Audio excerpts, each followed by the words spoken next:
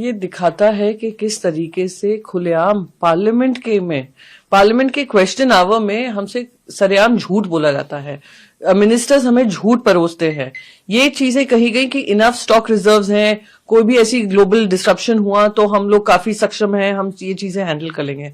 अब जो हालात बन रहे हैं, चाहे पुणे के इलेक्ट्रिक क्रेमेटोरियम्स हो, चाहे बेंगलुरु के होटल्स हो, चाहे मुंबई में किल्लत आ रही हो, चाहे वो बहुत सारी फैक्ट्रीज हो जिन्होंने प्रोडक्शन कम कर दिया है क्योंकि गैस की किल्लत हो रही है, डोमेस्टिक गैस सिलेंडर्स के लिए दिक्कत हो रही है, तो ये सारी चीजें दिखाता है कि जो ये सरकार चल रही है वो भगवान भरोसे चल रही है, सिर्फ इवेंट मैनेजमेंट पर चल रही है, सिर्फ बड़ी बड़ी बातें और बड़ी बड़ी झूठ बोलकर परोसे जाकर काम हो रहा है। और जब दिक्कत आई है, दिक्कत का सामना करना पड़ रहा है, इंडिया इज लुकिंग अनप्रिपेयर्ड। और उसका जो मैं मानती हूं जो दिक्कत का सामना करना पड़ रहा है आम जनता को करना पड़ रहा है।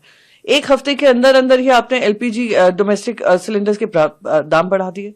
आपने कहा था हम सक्षम हैं, हम कुछ नहीं करेंगे, हम सिटीजन्स पे भार नहीं डालेंगे। सबसे पहले आपने वही किया। तो ये दिखा रहा है कि ये इवेंट मैनेज, पीआर ड्रिवन ये गवर्नमेंट जो है is not prepared for contingencies and it is unfortunate. सब आउट ऑफ कंट्रोल करने के बाद एक पैनल कंट्रोल करने के लिए किया है। यानी आप समझ सकते हैं कि ये जो नी जर्क रिएक्शंस होते हैं कि सोच बाद में करते हैं, पहले अपना पीआर कर देते हैं। आप लोग ये प्लानिंग नहीं करते हैं। दिख रहा था कि ईरान में आने वाले समय में दिक्कतें आने वाली हैं, लगातार डोनाल्ड ट्रंप इस बारे में बोल रहे थे।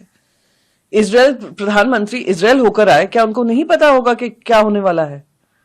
तो ये सब जानते हुए भी, जियोपॉलिटिकल सिचुएशन देखते हुए भी, अगर इस हालात पे हम अब एक पैनल बनाकर हम कंट्रोल कर रहे हैं, जबकि आपने ऑलरेडी एलपीजी के दाम बढ़ा दिए हैं, आपने ऑलरेडी उसकी जो व्यवस्था है, जो शॉर्ट सप्लाई हो रहा है, आपने वेटिंग पीरियड बढ़ा दिया है जिससे होर्डिंग ना हो।